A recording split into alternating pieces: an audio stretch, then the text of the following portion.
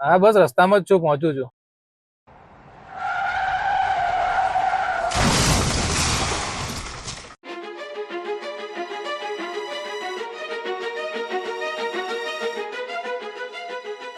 હવે શું કરવાનું છે? હવે મતલબ મતલબ ગાડીને 3 મહિના થયા, એમાં ત્રીજો એક્સિડન્ટ છે. મારા મમ્મી પપ્પા પણ એવું જ કહે છે કે ગાડી વેચી દો. હવે વિચારો છો શું? શું વાત છે ભાઈ, ગાડી તો બહુ મસ્ત ચાલે છે યાર. 3 મહિના જ થયા છે હજુ ગાડીને, જે બીજી સર્વિસ બી બાકી છે. આટલા ભાવમાં તમને આવી કોઈ ગાડી આપશે બી નહીં. ના ના, વાત તો સાચી છે. ગાડી તો ગમી ગઈ મને, પણ મનમાં એક ડાઉટ છે. હા બોલો ને.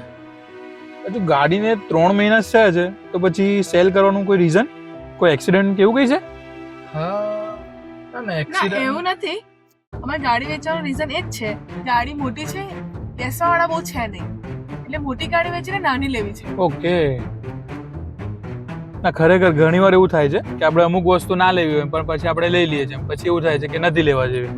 પણ મને તો ગાડી ગમી ગઈ છે, તો મારા તરફથી તો ડીલ ડન. આપણે પેમેન્ટની પ્રોસેસ કરીએ. બસ ઘરેથી મગજ મારી ગઈ. પણ તું જુઠ્ઠું કેમ બોલે? જુઠ્ઠું? ક્યાં? આ જુઠ્ઠું શું?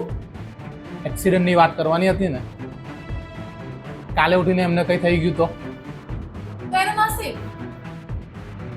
એમાં આપણે શું કર્યું? એ તો એનું નસીબ. નસીબમાં જે હોય એ જ થાય.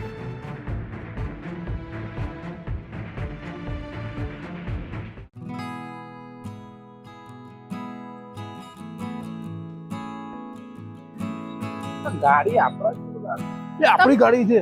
તમને બધી ગાડી આપણી જ દેખાય છે. અલા નંબર પ્લેટ જો આપણી જ છે ગાડી. તારી જેવી આપેલી એવી ને એવી જ છે ગાડી તો. હા. Okay okay okay.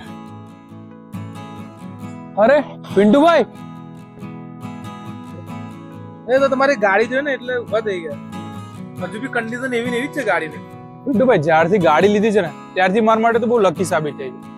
કારણ કે ગાડી લીધા પછી મારો બિઝનેસ એટલો આગળ વધી ગયો છે, ઘરમાં બી બધા ખુશ છે અને ઘરમાં બી એક શાંતિ છવાઈ ગઈ છે. ખરેખર મારા માટે તો ગાડી બહુ લકી સાબિત થઈ.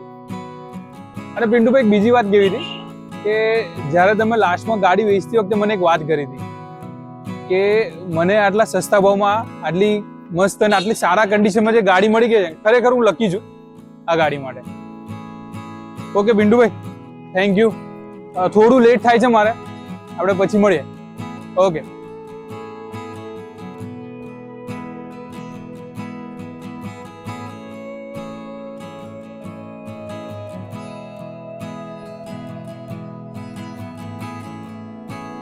જે ગાડીએ તમારો 3 વખત એક્સિડન્ટ કર્યો, એ જ ગાડી આની તો કિસ્મત જ બદલી દીધી. બધો નસીબનો જ ખેલ છે. એના નસીબમાં હતું એટલે મરી ગયું, આપણા નસીબમાં નતું.